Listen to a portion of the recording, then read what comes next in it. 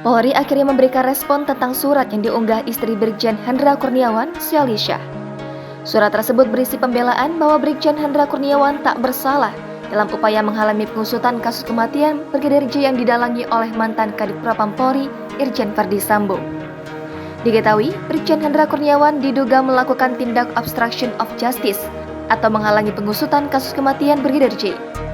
Syalisha, istri mantan Karo Paminal di Propam Polri Brigjen Hendra Kurniawan, mengunggah surat pernyataan permintaan maaf dari mantan Kadif Propam Polri Irjen Verdi Sambo. Surat permintaan maaf Verdi Sambo itu diunggah melalui akun Instagram miliknya @Syalisha. Surat permintaan maaf Verdi Sambo bermaterai itu ditandatangani pada 30 Agustus 2022. Dalam surat tersebut, pada bagian akhir Verdi Sambo menyebutkan bahwa Brigjen Hendra Kurniawan tidak bersalah dalam kasus Brigadir J.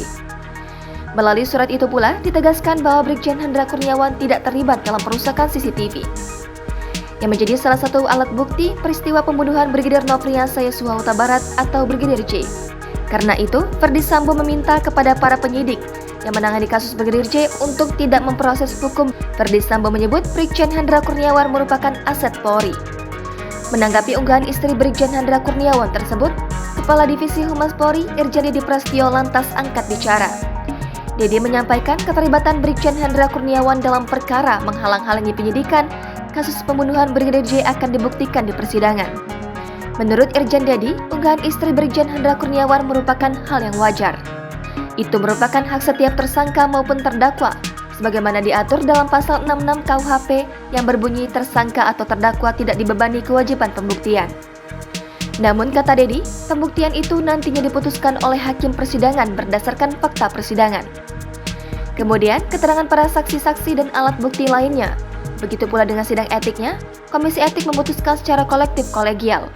Seperti diketahui, Direktorat Tindak Pidana Cyber Barreskrim Polri telah menetapkan 7 anggota Polri sebagai tersangka menghalangi penyidikan kasus pembunuhan Brigadir J. Ketujuh tersangka itu adalah mantan Kadif Propam Polri Irjen Verdi Sambo, mantan Karo Paminal Propam Polri Brigjen Hendra Kurniawan, mantan Kadin A, Biro Paminal Divisi Propam Polri Kombes Agung Nurpatria. Berikutnya, mantan Wakaden B, Biro Paminal Divisi Propam Polri, AKBP Arif Rahman Arifin, mantan PS Kasubagriska Bagak Etika, Roaprof Divisi Propam Polri, Kompol Baikuni Wibowo.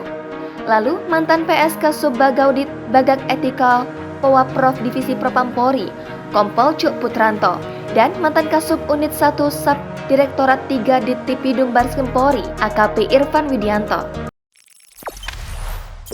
Jangan lupa subscribe, share, komen, dan like ya.